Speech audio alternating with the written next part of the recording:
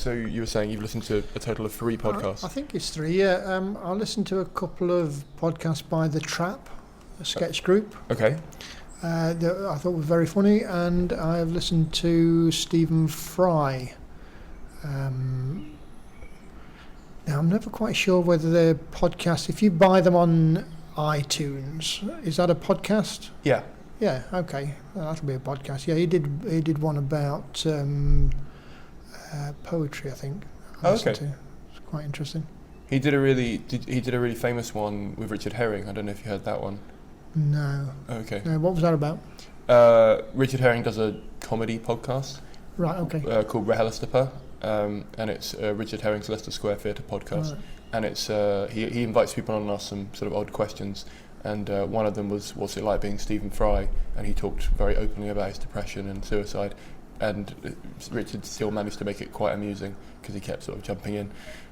Good. Well, I should imagine Stephen Fry made it quite amusing. Yeah. Even talking about depression, he's a clever chap. Yeah. So, which is the most famous podcast in Britain? That's a tricky one. Do you mean in the comedy section? Yes. Or, I would probably say it's one of Richard Herring's. Okay. Just he gets a lot of. I interviewed him for a book I've just written, and we were talking about what he got out of, because he gives them away for free like I do, yeah. And what you get from that, and his exposure to that has like 4 times his audience. Oh, so okay. Even though he said it was very small at the start, but he's still able to get sort of 200, 300 people. 4 times one person is only still 4 people. Yeah. Yeah, it's still better than 1. Yes. Assuming they're quality audience members that aren't gonna.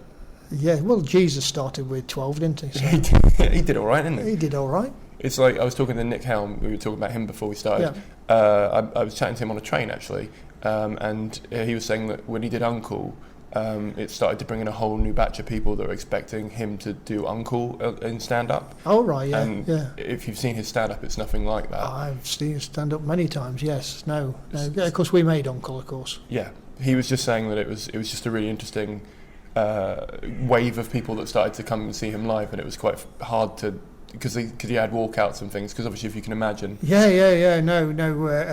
It's far gentler Uncle than his usual stand-up, although I like both, so you can get people who like both. Oh yeah, I'm sure you do. He was just saying there was a lot of disappointed people that were expecting him to be that character. Hello, and welcome to the Ask Your Industry podcast, episode 52. For those of you new to the show, my name's Simon Kane, and this is the podcast where I interview the most influential people from the worlds of stand-up, comedy, radio, and today, TV. Although, to be honest, I'm probably doing our guest this week quite a disservice, because he has been in all of those mediums. He started out his career as a poet, he then went to be a writer, then a TV producer, then a script editor, and then eventually founding the production company Baby Cow with his friend Steve Coogan, which has gone on to create some of the biggest hit comedy shows of the last decade, including Uncle, Gavin and Stacey, The Mighty Boosh, and of course the legendary comedy character Alan Partridge.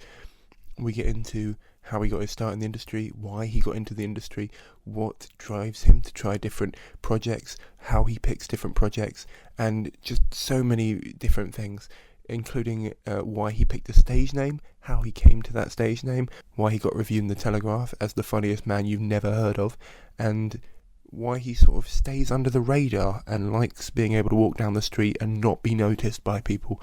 I had such a great time, honestly. I know I say this a lot, but he was just so open and so honest and so humble about everything. So I just think we got so much good stuff out of him. I'm not going to say much more because this is a mega pod. It's a really long one. But me and him sat down and we chatted for probably twice as long as this podcast has come out to be, just because we were just getting on, and it was just a really nice afternoon where I lost track of time. I think he lost track of time. And it's just nice. It was just a genuinely lovely guy who clearly just knows what he's talking about and has been around long enough to really give some great insights and I hope you get some stuff out of this. I think this podcast would be great for anyone who wants to make their start in TV, who is interested in baby cow productions in general, who wants to know a bit more of the behind the scenes of the radio, script editing, scripting, writing, TV.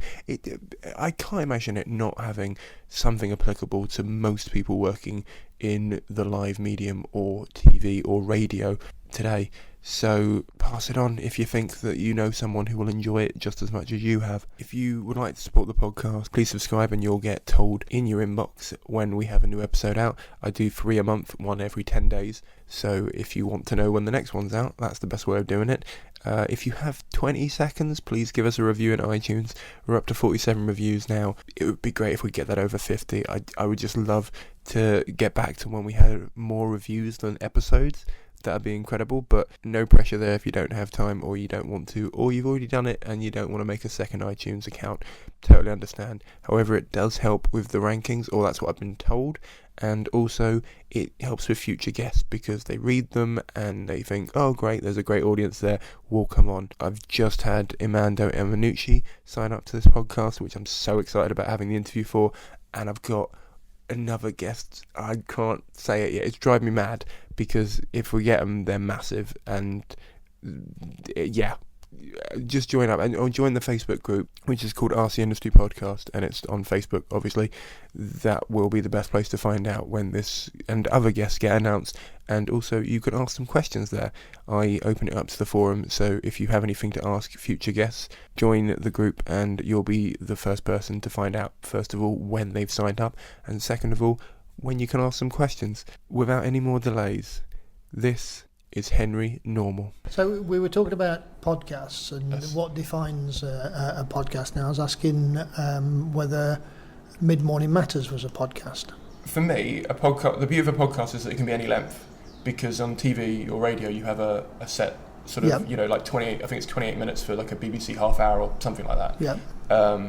And for me, for example, these episodes range between an hour and I think the longest one I did was with Hell's Jaeger, which is about 3 hours long, and we literally spent an afternoon chatting, and that took forever to edit. So apart from the duration, how else would you define what makes a podcast? I think the medium at which you consume it. So that's why I think Mid-Morning Matters, the online ones, I'd sort of count a bit as a podcast. So a podcast you have to listen to on a computer, not necessarily, or a phone. Yeah, you can. I mean, you can download it on any device and take it with you. But it's a downloaded thing as opposed to anything else. So it's downloaded. It can be any length. Yeah. And is it? I mean, if it was music, is that a podcast? There are music podcasts. I don't know if you would class. You wouldn't class a song as a podcast. Right. So if it was somebody doing a concert in their living room, would that be a podcast? That could be a podcast, yeah. And if it was somebody doing a concert with 200 people watching, would that be a podcast? That could go out as a podcast, yeah. Okay. So the reason why you wouldn't class one song as a podcast is why? Because that's just an MP3 track. So it's kind of. So if you were to record an hour of like your gig in someone's living room, for example, it would have more than just the songs. It would have the in-between bits and the live moments that might happen in the room and all that kind of stuff. And it's also how you release it. So if you release that as an hour, like on iTunes as a free download, as a clip in itself, that would put it in the podcast section rather than a. So to try and find a definition between having one song that you could record, say, in your living room, and having a song and some chat and another song, and that being a podcast, the difference being that that it's not a composite bit of art, that it's more of a bag of bits. Sort of. Yeah, I suppose that's. I've not looked at it like that before, but that's. But you can. I mean, there are albums, aren't there, that they're 90 minutes long, and it's essentially one bit of music. Yeah. So I suppose it comes. So you could release a song as a podcast if you wanted to. So it's about intention. Yes, as well. So what's the difference between the intention of a podcast and the intention of something that's not a podcast? Generally, I have to talk generally in this. Yeah. Podcasts are there for exposure and free entertainment, Okay. or free knowledge, rather than.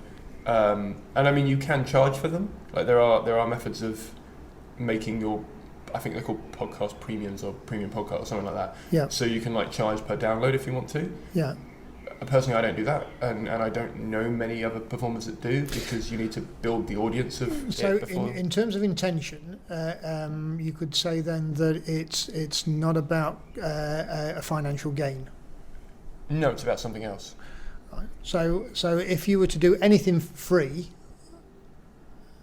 and it's on the internet, that's a podcast. It's interesting. I'm trying to work out whether I would. So, because technically now you can have video podcasts. Yeah. You could class a YouTube clip as a podcast. Yeah. Why don't we? I think the lines are blurring, like as in all mediums. Yeah. Because newspapers used to be printed, and now they're essentially blogs, and TV used to just be on TV, and now it's online as well, or can be syndicated online. And podcasts started as sort of an indie version of radio, if you like, and now they can be anything really, because they can be visual. Oh. So I suppose if you wanted a specific definition, there's probably one out there, but I don't. Do you know what I might do? I might Google it. Yeah, I was going to say. I'm going to We'll Google podcasts and Google see what they say. I'm going to Google it while we're recording. It might be one of those things where there's a lot of names for the same thing. Okay. Do you know, like talk and chat, and they're all versions of the same thing, but they have different connotations. Yeah. So The Wikipedia entry Yep. definition for podcast is: a podcast is a form of digital media that consists of an episodic series of audio, video, digital radio, PDF or EPUB files subscribed to and downloaded from an automatic web syndication or streamed online to a computer or mobile device. Well, that That's says it everything. perfectly, doesn't it? Yeah. Why didn't you say that in the first place? I'm not a professional like the Wikipedia, like the whatever. I can't find the name of the person that edited this. Well, it's an amalgam of people. And it's probably more than one person. Yeah, I'm probably asking too much of you as a single person to compete with Wikipedia. Yes. All right, well, we'll get on with our podcast, and now we know what it is. This is definitely a podcast. Good. I'm calling it that, so it's sticking with the label, even though labels are damaging and probably not a good idea in the 21st century. But that's a whole other podcast we can do. Life's too short not to have labels. Okay. You could almost make that into a label itself, couldn't you? Yeah, that sounds like what I love is I just went into your toilet, and you've got a sign, like lots of people have like sort of captions and stuff in their house, and yours says as far as anyone knows, we're a normal family. Yes. Did you mean that as punny as it came off? That was bought by somebody for us, obviously knowing that my writing name's Henry Normal. Right. But it is quite apt. So I think my wife put it there, and I'm complicit in that I don't move it. Fair enough. I've lived with an ex-girlfriend before, and I just let her put everything where she wanted to. That's the best way, I find. Mm-hmm. Let's start there then. Why did you go with a pen name? Well, I was probably around early 20s, and punk had started, and there were people with all sorts of strange names, and I wanted to be a poet, and there were a few poets around which I liked, like Attila the Stockbroker and Seething Wells and Little Brother, and they all seemed to have these strange names. And I was working as an insurance broker, but I was on a lunchtime. I used to nip off to the local college, and I'd do a gig, and then I'd nip back, so I'd have my suit on. So both in order that my employer didn't know that I was performing and sometimes being paid, and so that I could counter any heckles from the audience. I thought, well, I'll have myself a name that does the job. So I thought by calling myself Henry Normal, I'd already usurped the the sort of derision of the crowd, because obviously a lot of the bands didn't wear suits in those days. Yeah. The reason I chose the name Henry was that it was a name of a generation or two above me, that nobody my age would have the name Henry. And you'll probably find that people like Frank Skinner, whose real name's Chris, and Vic Reeves, they tend to choose names of the previous generation. I think partly because comedy you tend to think of as being, certainly in those days, you tended to think of as being an older person's profession. Interesting. Okay. So give a sort of authority. Yeah, I can understand. There's a lot of friends of mine who are teachers in the day and in the night do comedy. Yeah. And so they have to have a separate name so that their students can't Google them, if you like. Yeah. So that makes perfect sense from that. But I don't think they've ever thought about it in terms of trying to go up a generation. I think that's what it seemed to me, and it was quite nice, because obviously people would think I was boring because I'd got a suit on, that I'd have a name that signified that, so that I wasn't trying to be something flash. So it seemed sort of quite reductive. So the other great thing was that it sort of liberates you in a certain way, that you can take on another persona. I think a lot of people do that, don't they, when they get into, for want of a better word, showbiz.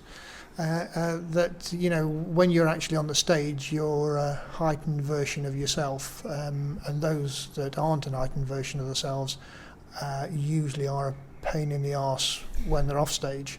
Right. So to have that definition between the two, I thought was great.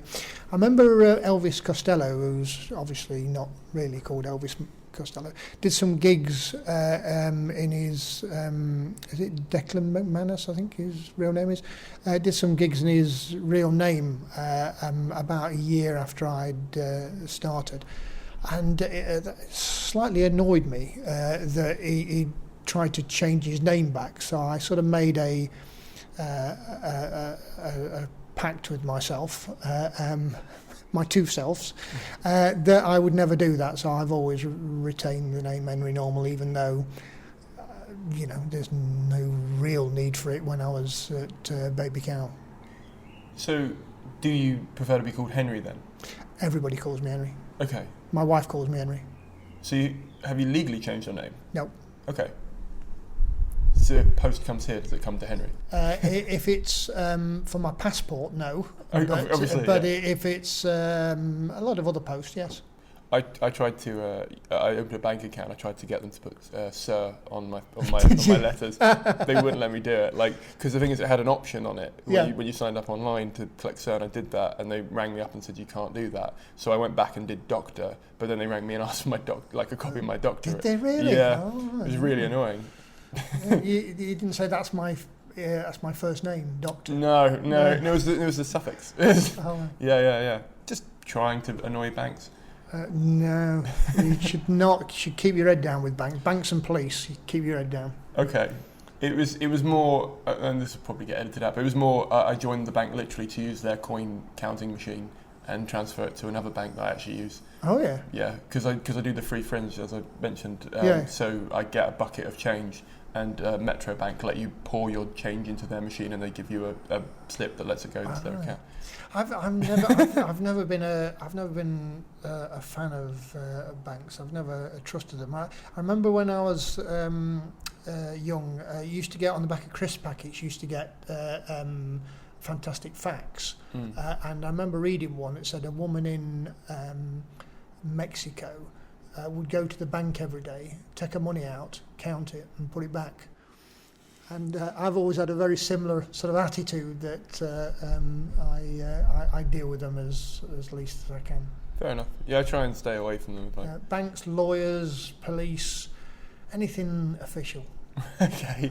Is that why you're doing a podcast now? Because it's not official. Not official, is it? We're not signed any papers or nothing. No. I can deny this ever happened. And I can edit it to make you look worse than maybe you might do later. You probably have. He's not said anything contentious, offensive, or sexist or racist. So if it comes out that way, it's in my edit. That's yeah. Well, that'll be the last of it. Yeah.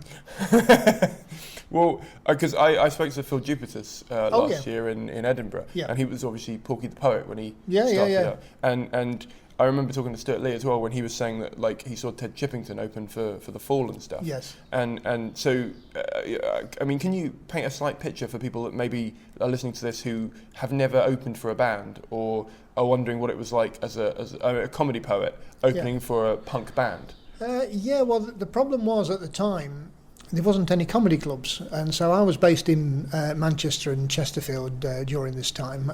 Started off in Chesterfield, then moved to Manchester, and you had to try and perform where you could do so. You'd perform at jazz clubs, folk clubs, any place. I remember performing in Stockport at some civic do that on before me were can dancers, and then I remember being at a place in Sheffield where there was the stage was just a mattress, and the bloke on before me just read Winnie the Pooh. So you just try and find places to perform, and there wasn't any money in it at the time, so it was just try and do what you can. Now, as I was into punk music, new wave, in lots of different forms, as a big Elvis Costello fan, big Talking Heads fan, I happened to come across in Chesterfield some bands like Pulp, Digby's Drill, Mr. Morality, and a lot of bands who all knew each other, and there was a great community spirit. So I started doing gigs with some of these bands, and there was a community arts aspect to it, and most of the crowd seemed up for it, and I think people wanted entertainment that wasn't as slick and overproduced as they'd been getting. So there was a certain anarchy to it that worked in favour of being young and not quite knowing what you're doing, but trying to do something different. So I'd be on with three bands, and I'd do the little bits in between whilst they were moving all the equipment around. I don't think I ever had any particularly bad experience.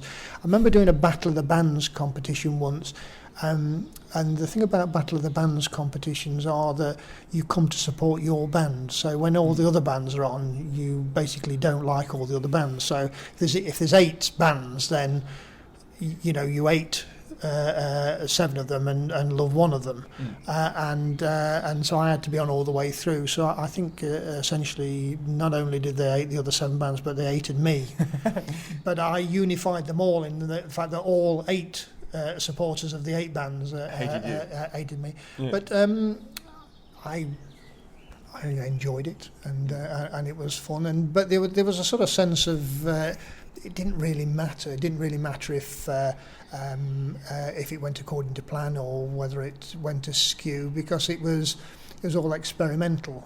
There wasn't. I get a sense nowadays there's more of a corporate a game plan to everything, whereas I don't think any of us had a game plan. I mean, I was doing poetry. I mean, what game plan is there for doing poetry? You're never going to buy a house doing poetry. That's not how it's going to happen, So there wasn't a long-term thought process. It was more about expressionism. So in terms of when was it? So you're in your 20s? So I was born in 56, so I was 20 in 76, so I would say I started around 24, so we're talking 79 through early 80s. Well, because there's been a sort of an explosion on the circuit in comedy of people giving it a go, if you like, and trying to try. And I think a big part of that is because there's a lot of comedy on TV, so it looks like an avenue that has a sort of career path and a progression that people can see. It does now, Yeah, and when you started, it doesn't sound like there was anything like that. Well, there was nobody on television. It was all old school, so it was all your Jim Davisons and your Jimmy Tarbucks and things like that. And I wasn't interested in that at all. My influences previously had been Marx Brothers, Jack Benny, Lenny Bruce, Mort Sahl, a lot of New York Jewish comedy. So I felt I was part of a tradition of vaudeville rather than sort of an English working class tradition. There was something more glamorous about that. So if I played Aberdeen and was on a train back or a car back at 3 o'clock in the morning with 50 quid in my pocket, in my head it was the romance of following in the footsteps of Groucho Marx. It wasn't, I wasn't thinking, and this will get me on the television and I'll have a seaside summer special. And how long from when you first started to when you, I mean, for me, I got my first paid gig number 50, and then I didn't get another one for probably another 75 or 80. So that was just the way mine panned out. I mean, did it get to a stage where you were going around the place and then all of a sudden you were getting paid because there were clubs and there were places to do this? Or was it a case of bands? Because I remember you opened for a lot of bands. So, did it get to a stage where, because they had budget to pay you to get you on the bill? Or how did it even work? It was very ad hoc. The first couple of gigs I did were for a writers group, and it was we all just performed for the joy of performing, and that got me into the fact that I could perform, and that's quite an hurdle to get over, that you can actually stand up there and you're not too shy, and obviously when you get a laugh, it's quite addictive, so that was nice. Then I performed at I think the first paid gig was Spot's Cabaret, which was, it was called Cabaret. It had everything going on so they'd have music and they'd have novelty acts and all sorts of things. So it wasn't like, say, Jongleurs, where you do a 20-minute or a 10-minute set and it's all comedy. This was far more like an arts-based thing rather than a comedy-based thing. So I think I got 30 quid for that, and I think I did about 10 minutes. And now back then, the idea of doing 10 minutes work and getting 30 quid sounded great to me. So I started performing, but it's nice getting paid, but it's more about learning the art of doing it. So I'd take any opportunity, and as I mentioned earlier, there wasn't any sort of system as such. You just had to go with the flow on it.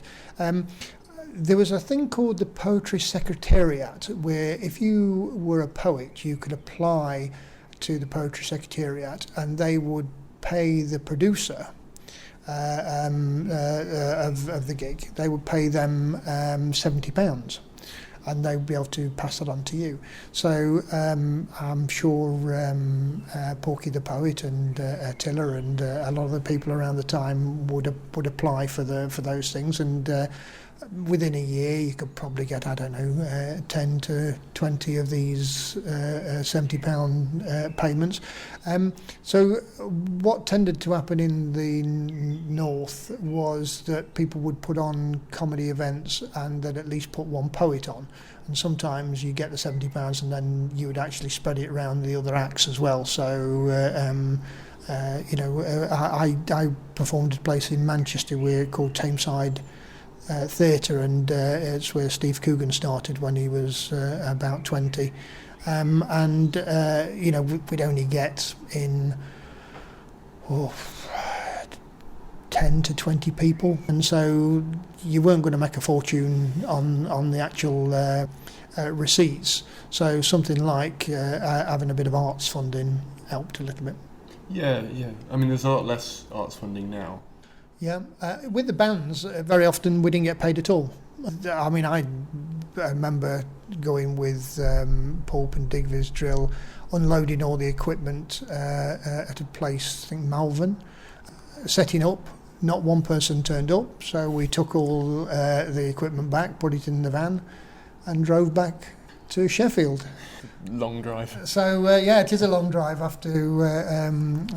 There's a chap who used to run the band Digviz Drill called Oggy. He was a lovely bloke, and I think he sort of formed this idea of Outrage Entertainment, which is a banner we used to go out under. I remember one particular gig where we went to the Morecambe Beer Keller. We arrived at Morecambe Beer Keller. It was called Lucifer's. And we put up all the equipment, and there's 3 bands, so there's a lot of equipment. And the first band, I think it was Midnight Choir, started to do their sound check, and the man who owned the beer keller paid us off.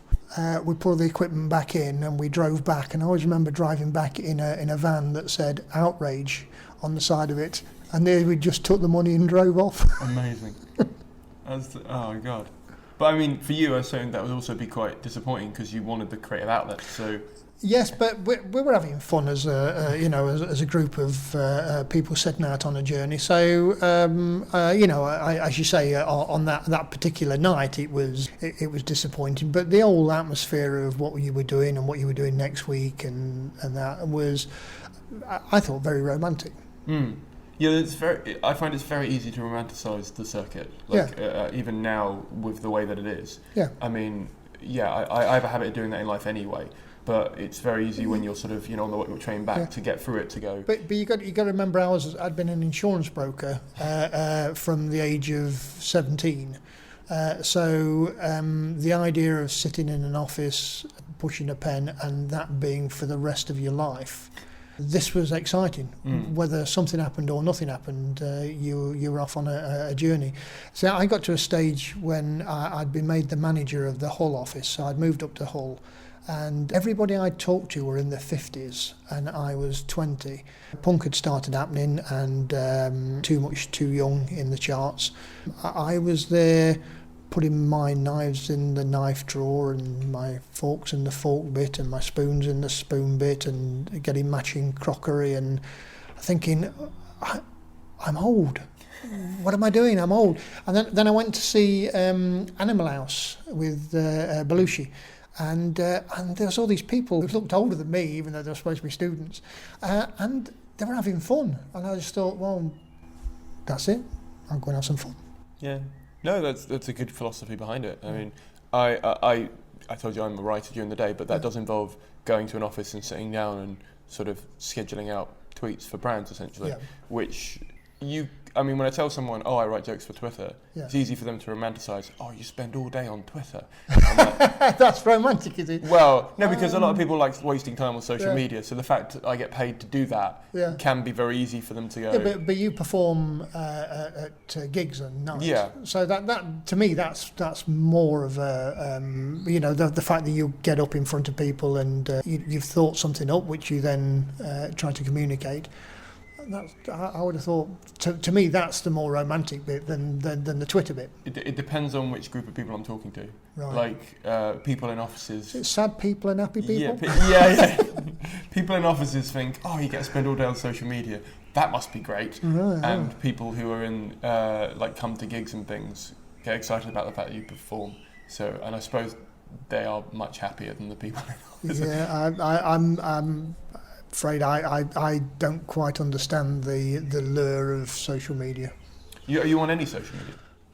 My wife's put me on Facebook, and occasionally I'll put something out on that because apparently that's what you're supposed to do. But no, not really. Okay. I don't think I'd be on.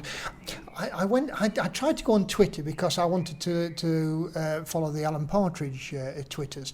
So I started up a Twitter account and I put my password in. I think I put my son's name in, Johnny, and they said, no, you can't have that. And I put my wife's name in, Angela, and they said, no, you can't have that. And then I put a couple of other ones in and they said, you can't have that. So I just put in, you are a cunt. And they let me have that as the password. Fair enough. I hope that account doesn't exist anymore, because no, you're going to have a lot of people, right? And just to verify, that isn't also your bank details? No, right? no, that's not my password for the bank. Yeah. I mean, it might be, you don't like banks.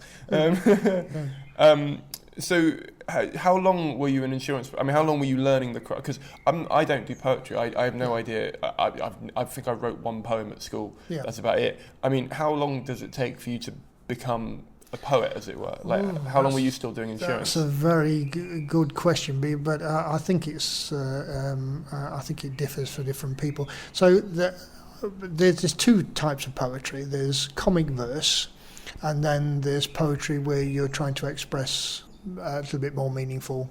And I read Spike Milligan's Small Dreams of a Scorpion when I was about 18, and because Spike Milligan I'd always found to be really funny and would make me cry of laughing, and I loved the Goon shows and I loved all his books.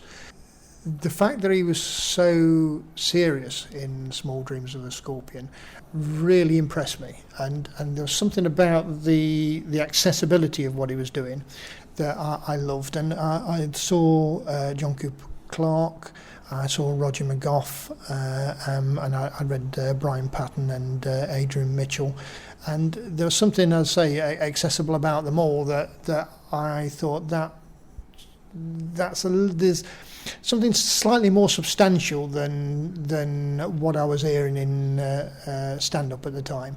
So that was a path I chose. As to whether you get any good, I've no idea. I mean, anybody can make a rhyme. I would like to think some of the stuff that I'm doing now after a 20-year absence is better than the stuff I did in my 20s. But I assume you've been writing poems in that 20 years? No, not written a thing. Okay. Well, I mean, you've written stuff, but you've just not written poems. Well, I've not written poems, yeah. Not written anything of a personal nature. Okay. And so, how long were you a poet? Well, I suppose I started writing in my teens, and then I found my way in Manchester. Then I'd met Caroline Aherne and Steve and Frank Skinner used to come up and do gigs, so we all sort of knew each other. And then I did Edinburgh, which was fantastic because I met a lot of other people on a similar journey. And the first Edinburgh I did was with Atty Airage at the Assembly Rooms, who did the old... I actually won an award, which I don't normally mention. I won the Daily Mail New Comic Award. I think it only lasted for 1 year. I think I'm probably the only person who's ever won it. I don't think I'd mentioned it to Steve because he's not a big fan of the Daily Mail. But it was nice to be recognised, and I was given a TV show my first year up there. So I think they wanted John Egley to do a TV show, and he didn't want to do one. So as I was a poet, I think they came to see me. It was the John Blair Film Company. Joe Sargent, who's still a very good producer, said, do you want to do a show? And I said yes. They said, well, what show do you want to do? And I said, well, let's do a live version of the Muppets with me as Kermit. So I wanted Frank to be a sort of Fozzie Bear Gonzo character. I wanted Linda Smith to be the Miss Piggy, shall we say. They weren't keen on Linda Smith. She seemed too serious for them, so they suggested Jenny Eclair. I didn't know Jenny, but I mean, she was brilliant for the part, and I thought she did it really well. So I can understand that. I managed to get Linda in on one of the episodes. We did a series of that for Channel 4, and it's the first time Steve had done a character on national TV. He played my brother on it. So that was nice. So so I'd got a foot in the door of television. I got to meet a lot of new people, and got all my mates on the television. Got Dave Gorman's first television was Packet of 3. But the problem for me was that in my 1 hour shows, I would do long poems and serious poems and funny poems and little asides, and it was a sort of a salad, if you like, of different things. Whereas the TV just wanted the very short, pithy ones. So I got a sort of cornered into being a part of my personality as opposed to the full personality. In a way, the best thing that happened was that even though I'd created the show, they asked me not to be in the second series. Okay. It wouldn't happen these days because I'd make sure it was in the contract. But at the time, I was quite relieved because I didn't have any more little pithy material, because all the other material was longer and some of it was serious. So I was quite happy with that. No, I was going to ask how much creative control you actually got over that, because I imagine you would. I mean, yeah, TV's known as something that, you know, they have sort of specific requirements for length and specific requirements for.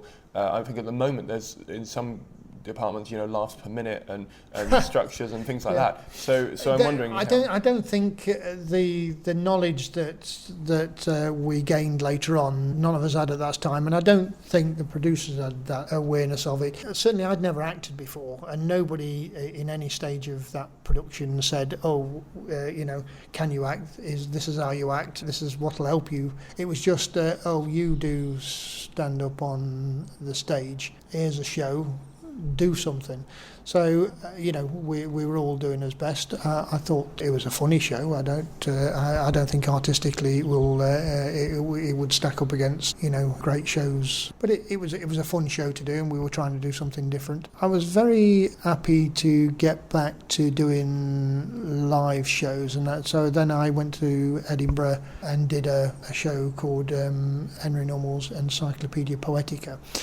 I thought, in actual fact, only I knew that I wasn't on the second series. So I thought, I'll whilst only I know about it, I'll do something decent that I'm proud of. So I did that show, and I got given a radio series on the back of that, which I think was a bit nearer what I'd hoped to achieve, and that was me doing a selection of poems, longer ones and some serious ones, and I had a guest poet on those. That was a Radio 4 series, so I enjoyed doing that. And then of course Caroline was offered the Mrs. Merton show, and Steve Coogan was offered Saturday Zoo doing Paul Calf, and they asked me to write for them. So I started earning money as a writer, and you can earn a lot more money writing gags for comedians on television than you can from gigging.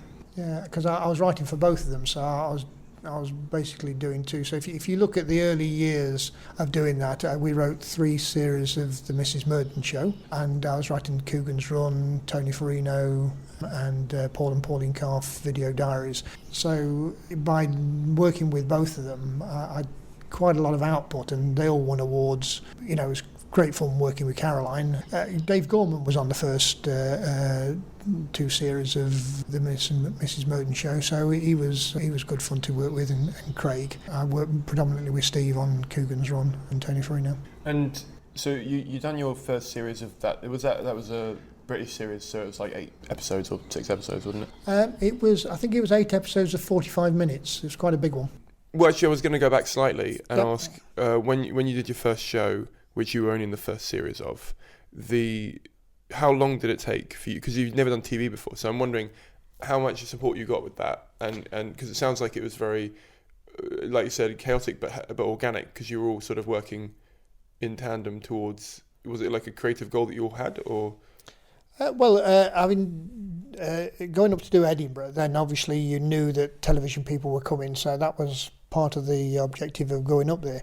So I was asked at Edinburgh if I wanted to do a show. Then Joe Sargent and I went round to try and find a theatre, and we found the Wakefield Opera House, which I'd performed in before. I did a little tour with Frank Skinner and Joe Brand and some other people for Red Stripe, I think it was, and we'd done that that venue.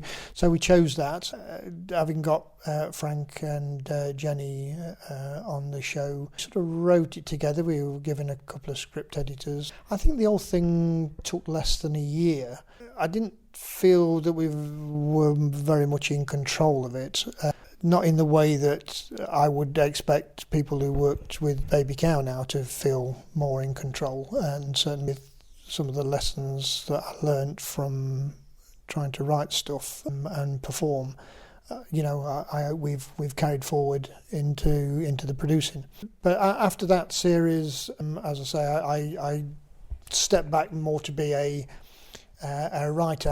I wasn't happy with my performing skills in terms of doing that bit of material that they seem to want for the comedy. I loved doing the live stuff, and I could do longer pieces and do some serious pieces and just generally be a bit freer. But the idea of cramming something into small sections, and I don't know, just I felt a little bit like Bernie Winters. Which is not good, or Schnorbitz on a bad day, or even Mike Winters. I'm going down the scale now to well unfunny. So I was very happy to just do the live stuff and, as I say, write. So it's great writing for Steve, because he is a very funny man and very good on the television, and Caroline as well. So we had some fun with those shows. We even got Steve on the Mrs. Merton show, which was funny because I both took part in the writing of the questions and talking to Steve about his answers. Well, I was only asking because it sounded like it was quite an intensive process, which meant that you maybe weren't able to do live stuff throughout that time. Or were you still gigging as in the evening? I assume by this point you're not an insurance broker. Oh, no. I gave up the insurance when I left Chesterfield. No, I was trying to do it. I went on the enterprise allowance scheme back in Thatcher's time, where they give you £40 a week to set up your own business. And I set up as a poet. And then I think you have to be off it for a year and then you can set up again as something else. And I think I set up as a comedian on the second time. And you could at that time. I think they'd not quite sussed out that everybody in the arts was taking this enterprise allowance scheme. I think probably after about 3 years they shut it down and you weren't allowed to go on it as a writer or a comedian. Interesting. Okay. A lot of people who've been around, I'd say 20 or 30 years, have said that they wouldn't have had their sort of like when a plane's taking off, it sort of does that sort of period without the enterprise. Well, if it was a regular £40, you didn't have to keep looking behind you to see whether or not anybody was following you for taking cash in hand. I mean, I remember, I had a small flat and probably wear the same clothes every day of the week, and I remember having 5p in my pocket sometimes, just waiting for the next £40 to come in. But there was a feeling that this wasn't going to be for the rest of your life. This was the sort of the bit before you got you got recognition or you got to do something. There's sort of. If it had been safer and luxurious, I don't think it'd have had the same bohemian feel to it. Yeah, I get what you mean. It's just enough to help you, but not enough to make you complacent. Yeah. Okay. And so I'd say your first big moment, as it were, as in like your step up, would have been when you got that TV show, the first TV show. And doing Edinburgh itself was a big thing, and headlining a bill, the first time you headline a bill and people actually pay money to come and see you and your name's at the top, or it's just you, it's just a one-man show and they've come to see you. Those are big things, aren't they? As opposed to people not knowing what they're going to come and see, and you go on and you do 5, 10 minutes, 20 minutes, whatever, and doing well. I mean, that in itself's a big thing. So that they're all little milestones that you should appreciate and enjoy, I think. Yeah, definitely. And then you sort of changed direction to be a writer. And what was the next milestone in writing for you? Well, I was very lucky. I've always been lucky in choosing people to work with, but Mrs. Merton Show won all the awards. Paul and Pauline Calf Video Diaries won awards, won BAFTAs, and so immediately we were, all successes, as writers and creators. So it just seemed to happen instantaneously. I mean, for years, when I was writing with Caroline and Craig, Caroline would say, they haven't found us out yet. There was always that sense that we'd managed to get into the doors of television without people realising that we were a bunch of scallies. Yeah, I think everyone goes through that I'm phase. sure they do. Yeah. I'm sure they do. The controllers, I'm sure, are the same. Let's face it, they all getting overpaid for basically doing, just talking, drinking tea, wearing suits. It's not proper work, is it? I'm not going to say that, just in case. I don't think it is. Got a few coming on. I've done 30 odd years of it. I don't think it's it's not like having to build a road or a okay, I know what you mean. Okay. It's just talking. Yeah. So I thought you were saying. I mean, there's this planning and thinking, and certainly in creating, but it's still, if somebody said when you were at school, you get to sit around, drink tea, and scribble on bits of paper and talk to each other, you'd go, I'll have that. Yeah. I remember at school they'd say, don't watch the telly, you do your own work. Well, the watching the telly was actually my own work. That's what helped me later on in life. Yeah. But the thing is, you wouldn't have. You don't know if the butterfly effect would have flipped. If if you'd done more homework, you might have. Who knows? Who knows? No. My mum died when I was 11, so I was very gregarious before then. I was more into physical activities, football and stuff like that.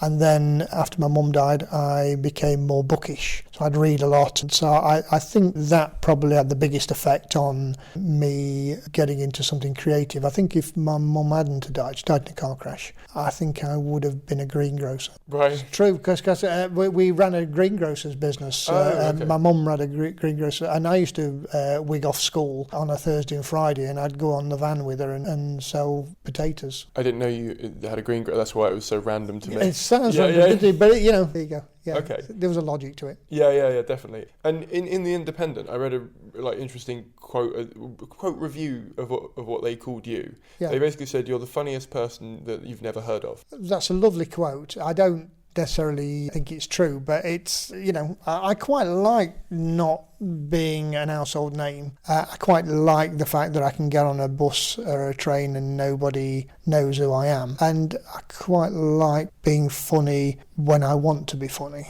as opposed to being under pressure to be funny all the time. I love writing gags, and I love working with other people who are funny, and I love making television programs and things like that, but the idea of being funny all the time fills me with dread.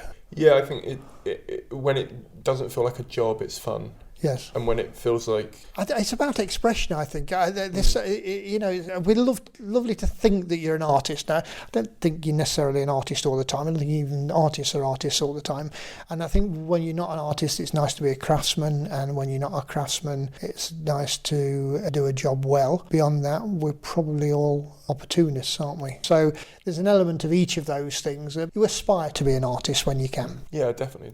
And so was it, I don't want to say a conscious move, but was there a time when you sort of decided, I don't necessarily want to become a household name, so I'm not going to follow that as much as maybe, because you've named quite a lot of other people who everyone will immediately have a face in their head and be able to think of, if that makes sense. Yeah, but I wasn't quite sure what I was, to be honest with you. And I didn't want to be Bernie Winters. If you're going to be famous, you've got to be famous for being something. And Steve's a brilliant character actor, and whether it be serious or funny. And so it was quite easy for me. I go, oh right, so he's a character actor and that's what he wants to be. And Caroline is a great character actor. I didn't want to be a character actor. That's not what I want to be. In a way, I think I want to be a poet. I don't think poets are that famous these days. I don't think the sort of poet that I want to be is not really around so much at the moment. I'm a big fan of Robbie Burns as a poet. There's something about the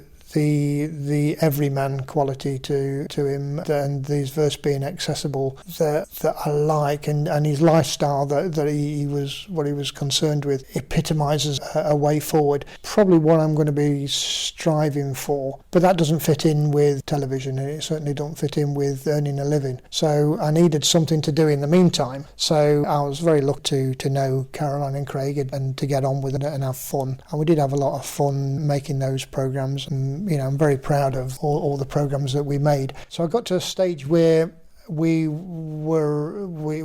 decided to write this new thing called The Royal Family, and Caroline, Craig and I sat in a room. I think David set off to do his own thing and is now brilliant at doing that. We sat in a room and we sort of wrote down what his mother and fathers had said. So the first line of The Royal Family is, in episode 1, is "Who's been phoned in Aberdeen?" It was all about the fact that our parents had said so many things to us over the years, and I think we wrote the first episode in about 2 hours, and it just was free flowing. It was like a stream of consciousness, and there was no plot to it or anything like that. Caroline was particularly adamant that it was done in real time, and and Craig and I used to say, "Can we go into the kitchen?" And she said, no, we're staying in the living room. Just what now? Think of something else. And so we were trying to keep it very minimal. And I think we had the first 2 episodes very quickly. I think within about a fortnight we had the first 2 episodes. And then we were a year trying to sell it because nobody understood it in the way that we wanted it to do it. Now, luckily, because Caroline was famous for Mrs. Merton and they trusted her and everything, they said that's great, but then they didn't like that her character wasn't the lead character, and they kept saying, but nobody says anything nice to anybody. It's like they don't like each other. And we're going, no, that's what northern families are like. They're like that. So we had a lot of persuading to try and say, this is how it should be. We filmed a pilot, a multi-camera. I think Caroline buried in her garden because it was so bad. Right. And then we got Mark Mylod in as a director, and we shot on film, and we did it single camera. And this was with baby cat, as in? No, this was with Granada. Okay. So the Mrs. Merton show and Royal Family were Granada programmes for BBC. The chap really we've all got to thank is Andy Harris. Andy Harris didn't get too involved in the nitty-gritty of the creative side. He left that to us, and I think that was part of his genius. He got the money, he got it through, and so you never had to worry about that. So all you had to concentrate on was the creative side. Anything that I've done as a producer, I put down to having watched Andy do his thing, and he was perfect for that. Okay.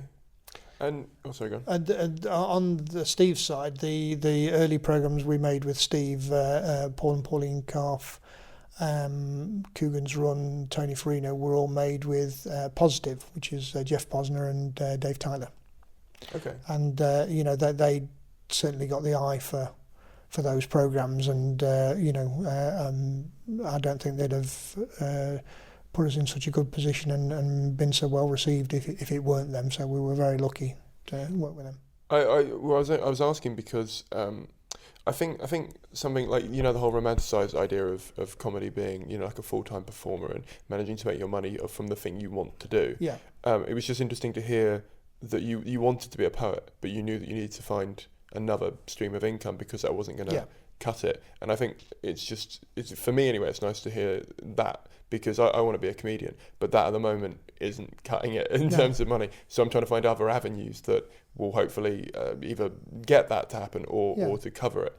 And I mean, you said at the start when you started, there wasn't really a business angle, there wasn't as much corporateness. I mean, was this, you were getting older and so you were thinking about it in terms of, I want to move forward in life, things like getting a house and stuff, or was it just an organic Well, I was lucky in a way that I was dealing with people that were friends. So we got into so dealing with the Mrs. Merton show and Porkoff. Whether or not they were paying us, these were fun things to do.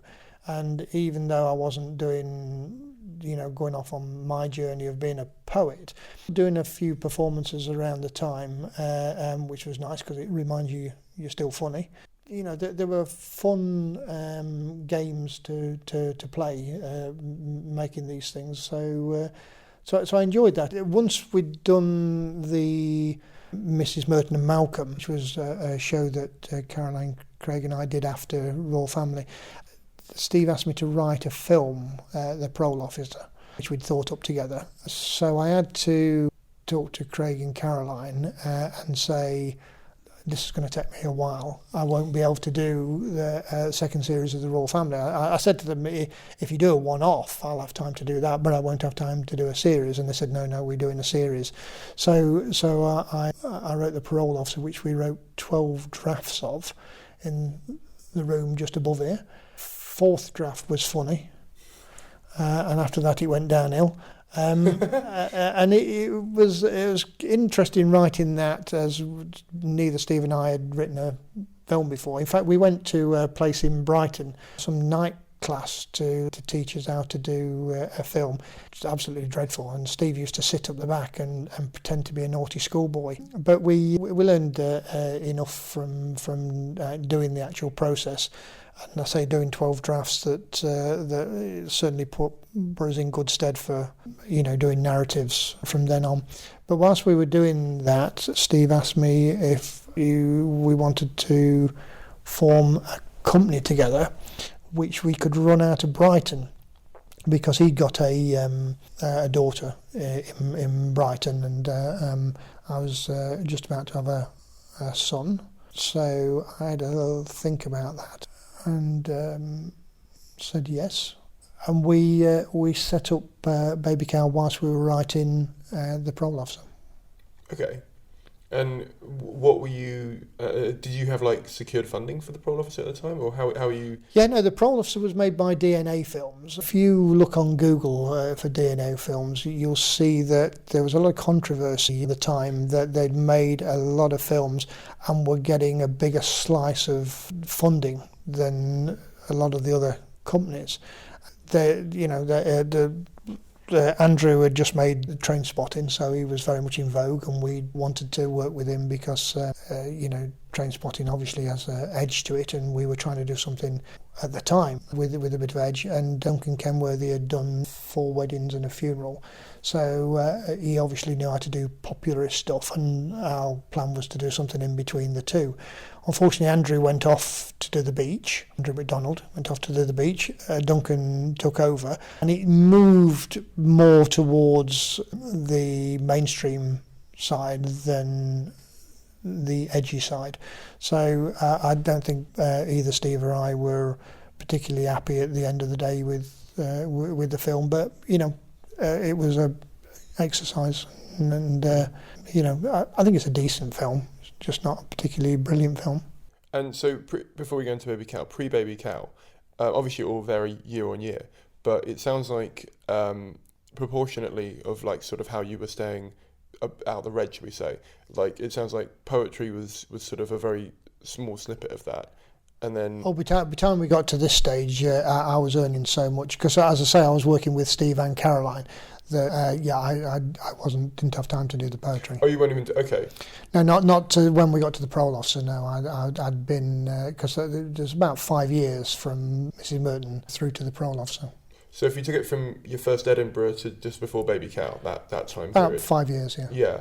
So you would have been doing poetry at the start, obviously, because you went to Edinburgh. Yeah, for about 2 years in, and then 3 years without. Yeah. Obviously, when you started earning good money from writing, yeah, there becomes a time when you get. So, for example, when I get like a nice writing contract, you sort of have to question, because you obviously can't do everything time-wise, it's just not going to happen. So obviously you had sort of priority orders of having to shift around whether you would go with a writing project or whether you would follow. It was everything that Caroline did I was going to do, and everything that Steve did I was going to do. Steve and Caroline didn't do things, without me at that point, apart from Steve doing stuff with Armando and Patrick on the radio at that time, and obviously Partridge, which I wasn't involved in the early Partridge. So it was quite a full-time job, but doing the two, I mean, I had to work weekends and nights, so I didn't really, it wasn't a question of can fit some sort of stuff in. I could hardly fit in doing the two, and there did get times when I tried to be in two places at once, and it caused a lot of stress because they both had deadlines, both Steve and Caroline and Craig. Caroline, they've got very high quality to the work, so even if you're working on a small thing, you overwrote and really worked at it, and didn't settle for things being good enough. You made them brilliant. I mean, Steve, I would say, probably from more or less everything he writes, probably writes at least 4 times as much as he needs. And so I wrote the tours with Steve, Peter Bainham, and we for an hour and a half tour we would probably write about 6 hours worth of material.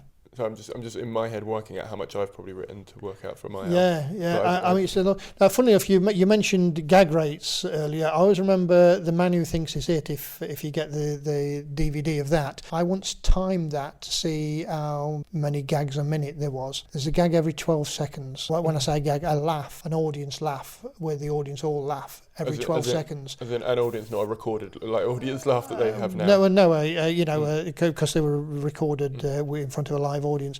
I think for the whole of the 90 minutes, every 12 seconds on average, because I sort of timed really.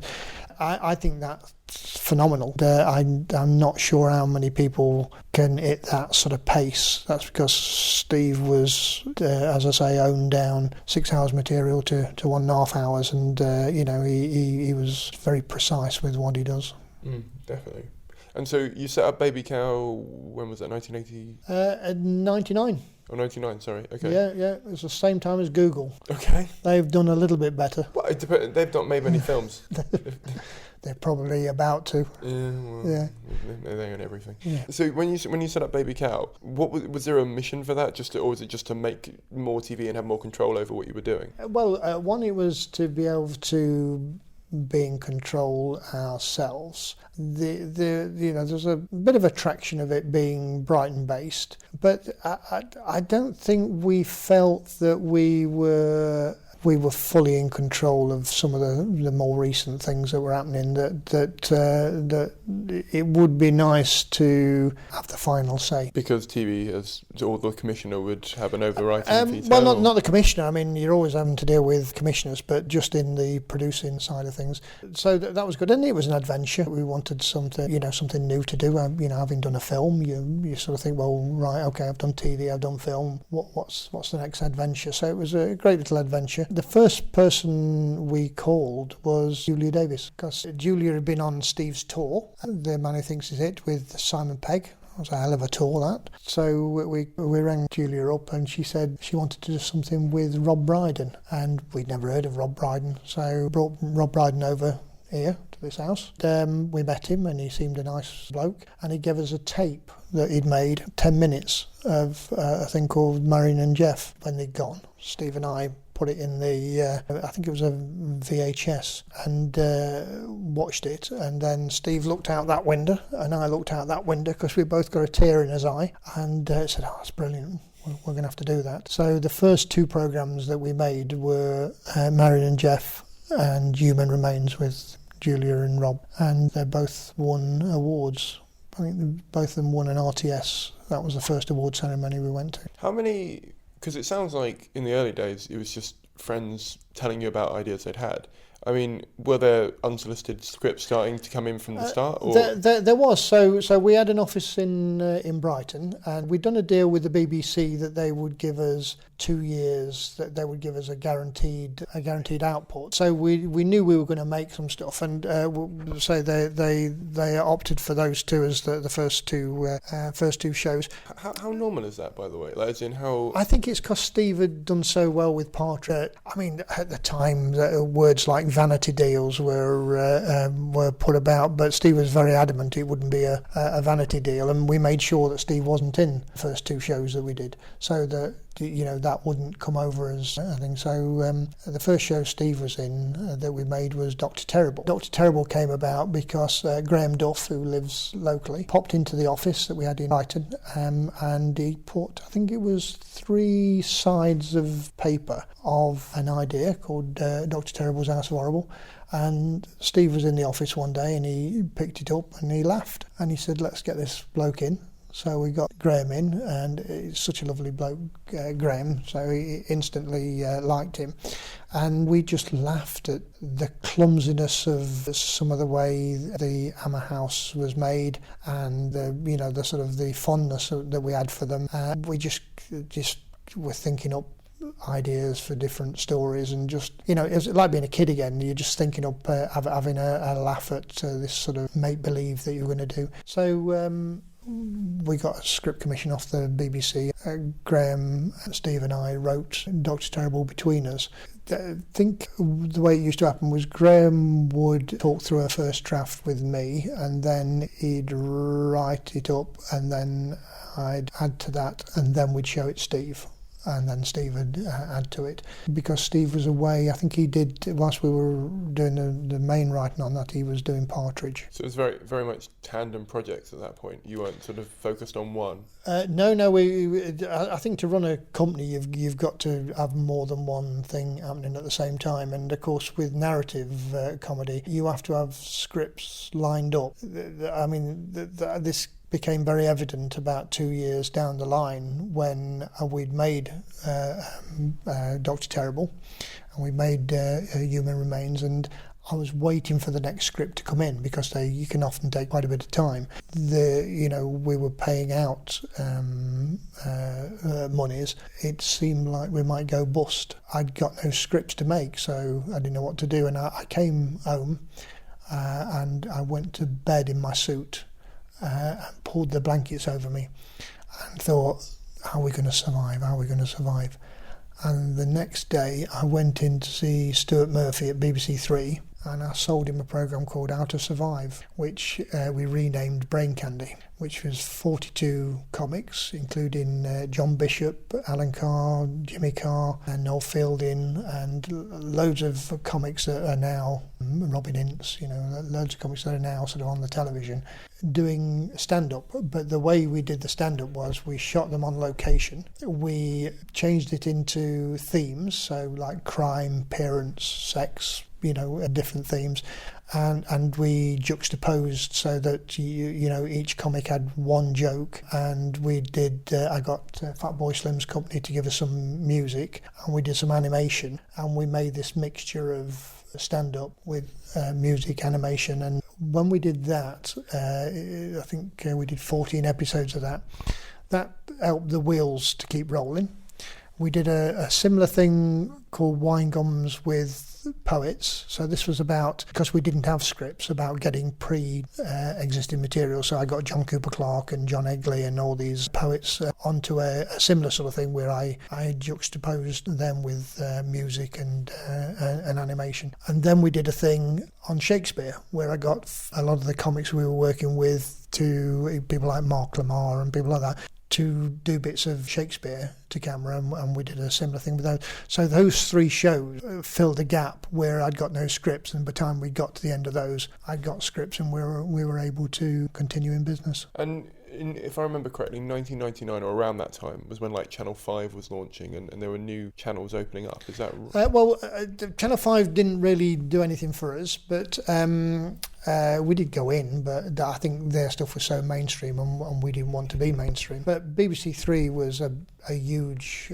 opportunity for us. The first show on BBC Three, Steve and I wrote, it was called Paul and Pauline Carr's Cheese and Ham Sandwich. That was the first ever show on there, and our relationship with Stuart Murphy ever since then has been great. And obviously later on when he moved to Sky, we started doing anything with Sky. Had anybody else approached us from Sky, I'm not sure we'd have worked with Sky, but still such a great bloke, and essentially had saved the company.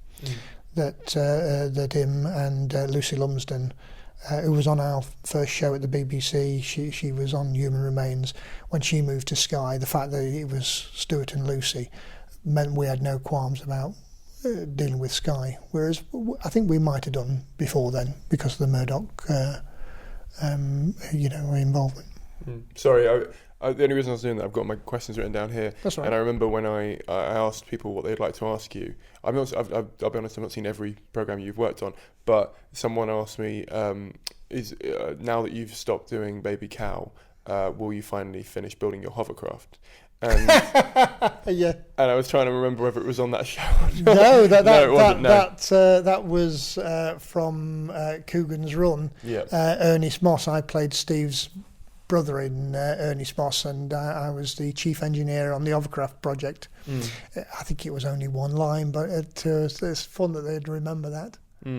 Yeah, no, I've got it here down, a handyman for all seasons. Yeah, it was. That's right. Yeah. Yeah. Well, it was because we'd written that we got the opportunity of doing the film.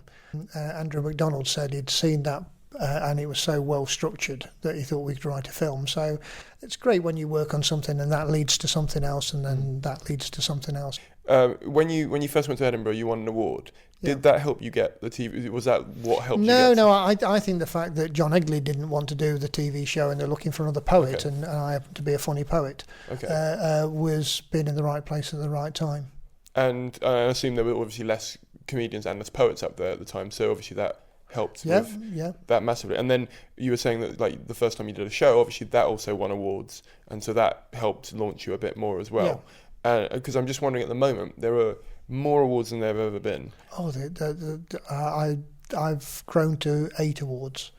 As Baby Cow, we've won hundreds of awards, and we've won more awards. I used to, in the early days, the first couple of years, I'd count how many programmes we've made, how much made in terms of duration, how many awards we'd won, how many awards we'd been nominated for, and after a bit, I stopped counting because we got so many. But I sort of, in the early days, it was. There was a sort of sense of there were awards worth winning, like the BAFTA and the RTS award and Montreux. But nowadays, I won't name them, but there's so many awards where they're just excuses to get famous people to turn up in a room. Yeah, I mean, I can imagine there's a lot of those, and I mean, it's diluted a little bit. Some of the ones that were more meaningful, in my opinion, anyway. Yeah. And what they do, you got awards for soap operas now, and all sorts of things, and they go on for so long, and they're not in any way as glamorous as they look on the television. I mean, if you've been to the comedy awards, you sat. There's no food on the table. So everybody gets drunk, and then they complain that you get drunk, and you've got cables underneath your feet, and you're cramped together. You can't move your chair back because there's another person trying to move their chair back behind you. So it's not glamorous in any way. Of course, when you first start and you're young, and you're in a room full of people who are sort of comedy gods, as you get older, you know everybody in the room, and there's nobody older than you, so you just think, oh right, okay, I can see these people whenever. Whenever. I don't have to be in this room. I can just see them tomorrow for a cup of tea. Yeah, that makes sense. I mean, in terms of Baby Cow, I know on your website it says we don't accept unsolicited scripts at the moment. Yeah. And when I spoke to Anne Edivin at the BBC Writers' Room, she said that they're not looking for scripts; they're looking for writers. Is that the same at Baby Cow? We did. We encouraged people to send us scripts for the first 10 years, and I had a person. It was actually Benny Hill's nephew. Used to read them. I paid him, and he'd sit there, and that's all he'd do all day. He'd read scripts, and he'd pass on the ones that were any good. And we did come up with a few programs based on stuff that had been sent in, but as we got more successful, we got more and more. So, I mean, he couldn't keep up with them. I wasn't going to employ two people to read them. So eventually we just got so much going on that I said, we just have to stop. I mean, I wanted to, because I'm from a community arts background. I wanted to have that access to people. Nearly everybody's got an agent nowadays. Agents approach us and they say, we've got this up and coming person, they've got this script, can I send it? And we always say yes. So, although it says on the website, don't send us a script in, people do. I mean, that's interesting. So it's essentially... there's still somebody there that reads scripts. Yeah, I imagine there would be. But I'm wondering, just from what you said there, is there... a gatekeeper lock then that is opened by agents more so there? No, if you sent a script in now, I guarantee somebody would read the letter that you've sent with it, and if that don't put them off, then they'll read the first few pages. If you don't laugh within the first 5 pages, if you imagine it's about a minute a page, so if it was on the television and you're 5 minutes in and you don't laugh, you're going to turn over. Yeah. So you only have to read the first 5 pages just to sort of see whether or not it's worth reading the rest of it. So they'll probably do that. Yeah, fair enough.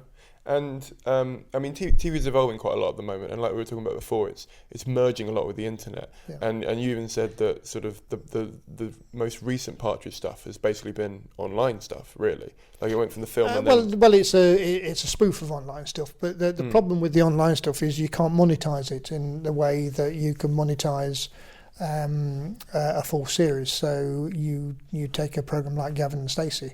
Obviously a lot of money was made on Gavin and Stacey. You wouldn't make that money if it was on the internet. Have you ever tried to do it on a yes. system? Okay, how did you try and?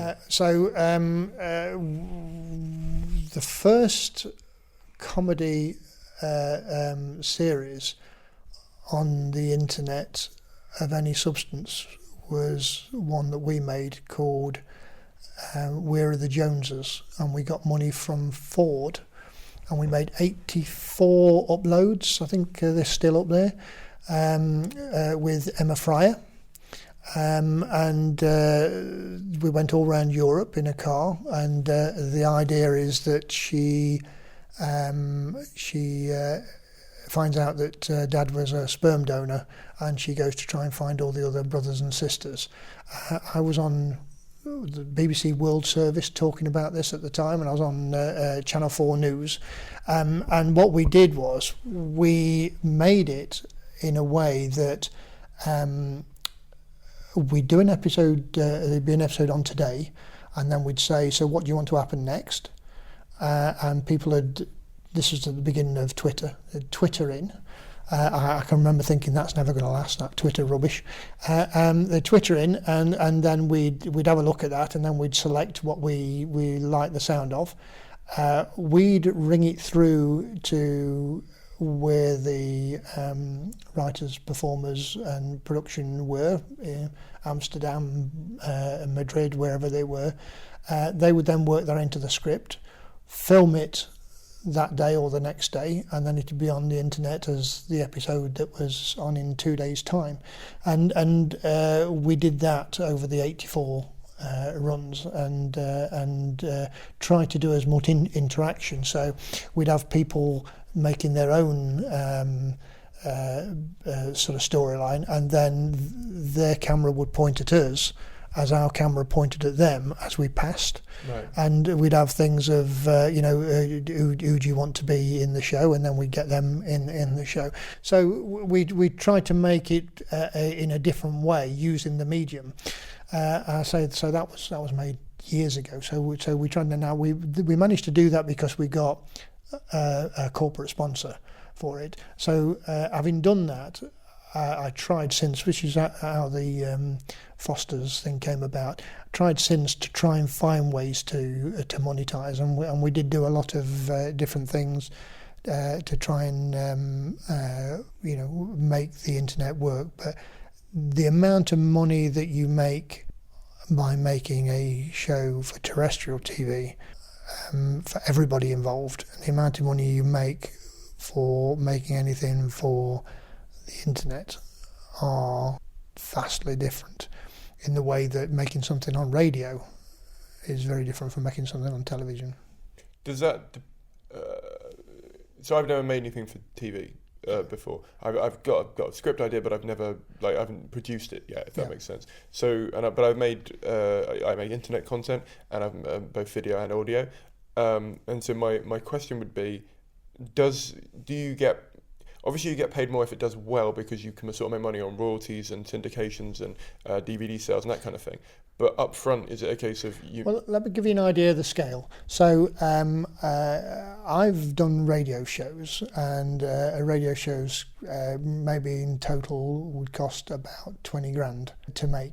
A standard sitcom or comedy narrative on television is lower end 140,000 per half hour, or upper end 350,000 per half hour. How much do you make this for? A little bit less. Yeah. I think the total cost for all my... Forget my laptop, because I had that anyway. Yeah. So total cost for all this equipment, I think, was about 600 quid when I bought it all.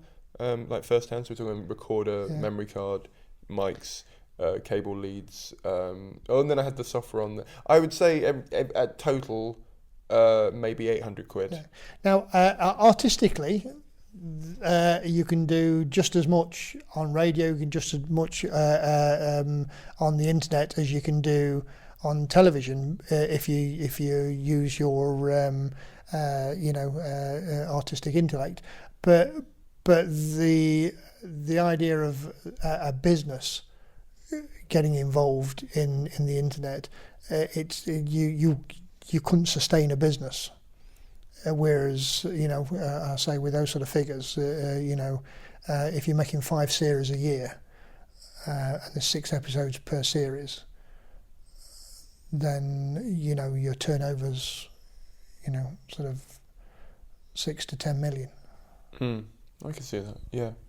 So I'm just working out stuff in my head now as to, because there are a lot of people I know who are making their own sort of pilots and putting them online, and it's not costing anywhere near those figures, and if it was, they won't be doing it. Well, the problem with when you start getting into traditional media is that the clearances of things like music and the clearances of archive and the amount of money you have to pay actors and equity minimums and things like that, it's very different from something which has got this sort of creative freedom where you're not bound by the same rules and regulations.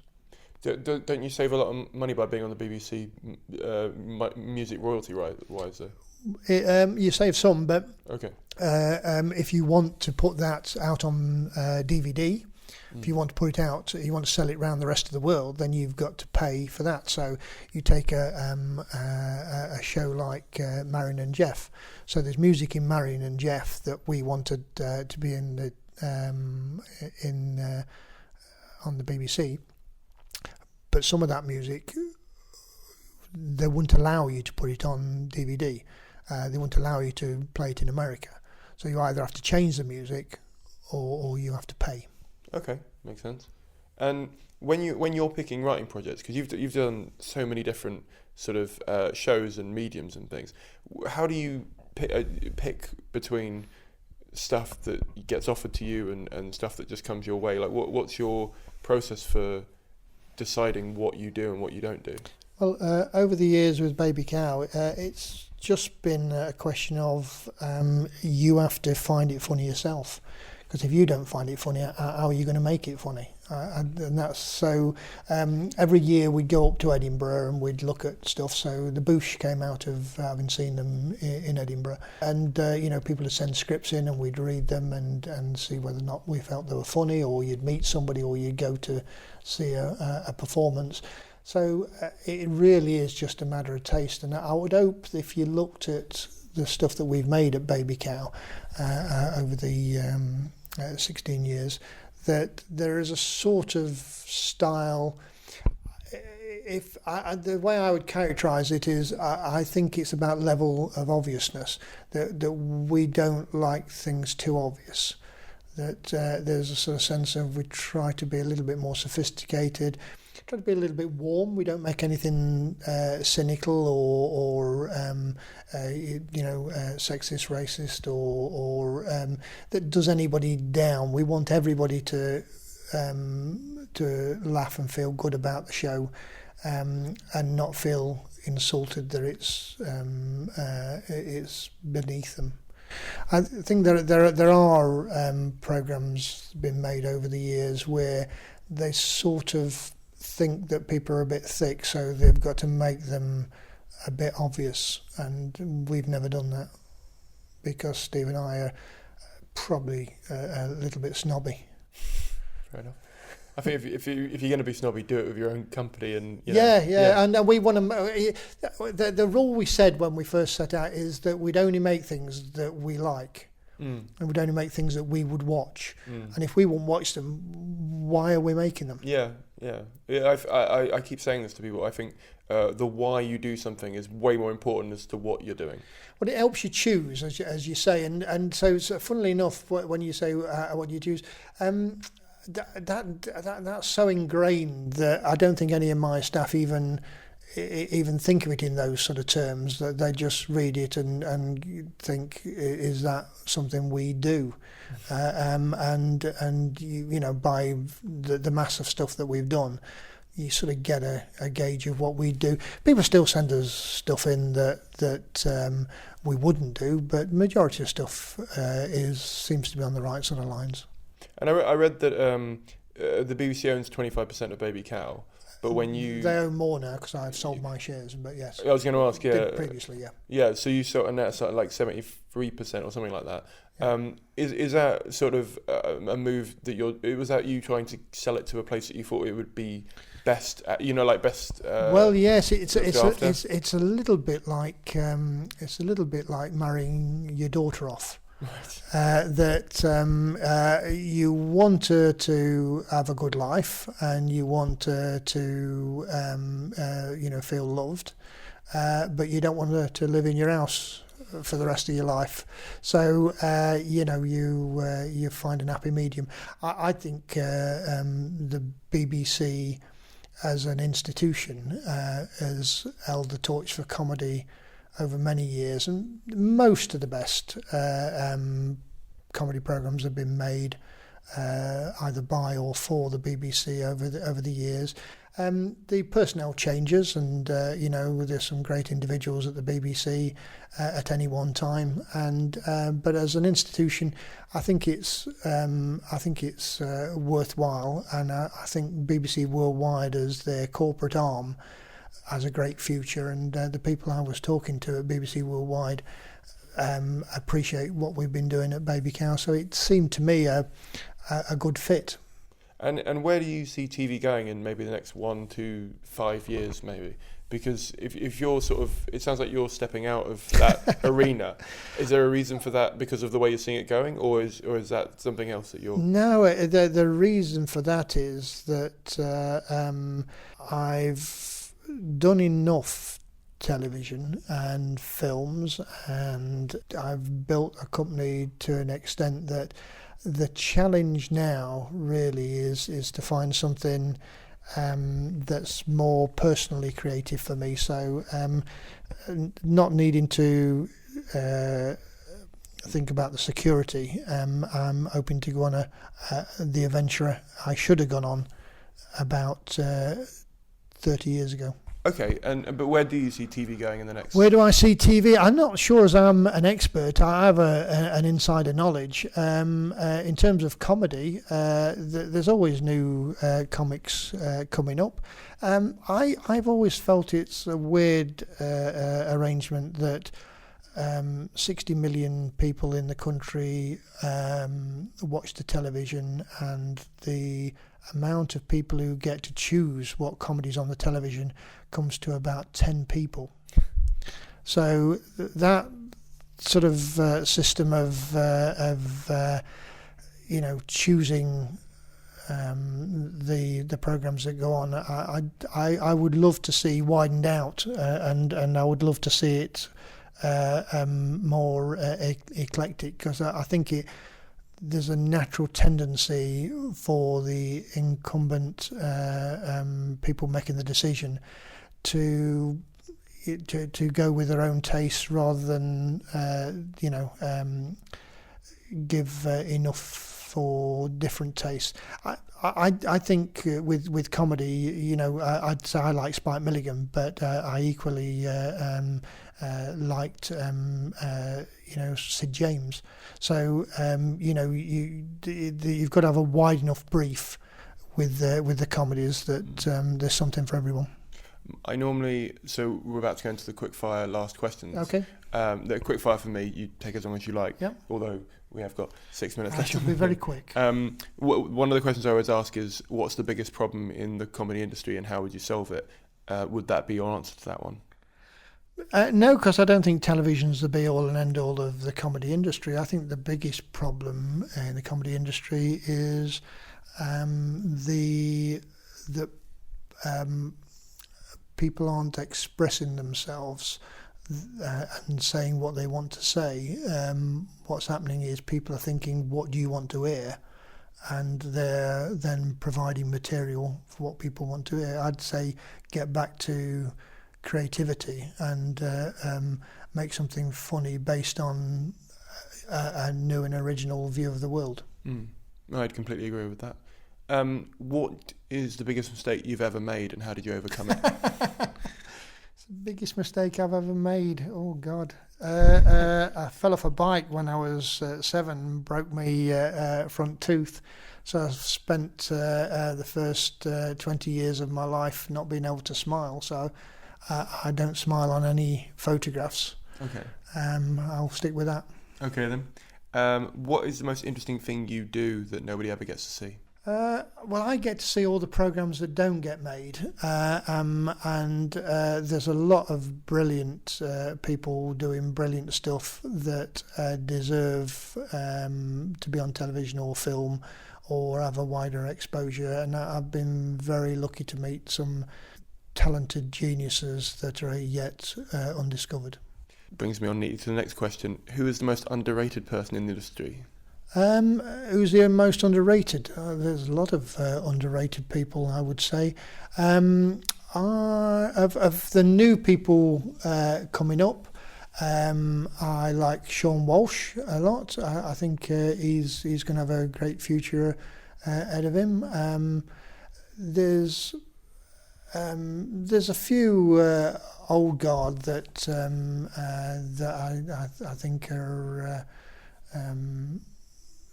still got a lot of life in them. I think Steve's very underrated. People are always looking to Steve to say who's the man behind Steve. Well, Steve's the man behind Steve. He's a very clever bloke. There's lots of people. There's a new film coming out with called Mindhorn that I'm a producer on with Julian Barrett from the Bush. I'm glad to see him back doing stuff because the Bush were, to me, were fantastic. I was hoping that we'd make a film with them, but it never came about. So for him to now get into films, I'm hoping he makes a great success of that. Definitely. No, I was a big fan of the Bush, so that's cool. What is the bit of advice you've ever been given? It doesn't have to be something you've actually used. It could just be something that someone's told you. My sister said that she was given a bit of advice that I've taken on board. She says that somebody once told her, if it's wet and it's not yours, don't touch it. Okay, I like that. And if you could go back to your 20-year-old self and give you one bit of advice, what would it be? Have more sex. Okay, fair enough. We'll leave it there. All right. Thank you very much for coming on. Cheers, thanks. During the editing process of this, I had to stop several times to write some notes. And I do that with all my pods, because at the time I'm so in the conversation that I don't realise a lot of the stuff they're saying, which I know sounds a bit weird, but it was just so many things that I was thinking, that's great, oh, that's amazing. And we got sidetracked quite a bit, and I had to edit out random little deviations from the narrative, because as much as some of them are in there, I just didn't want to put out a 4.5 hour podcast or whatever it ended up being.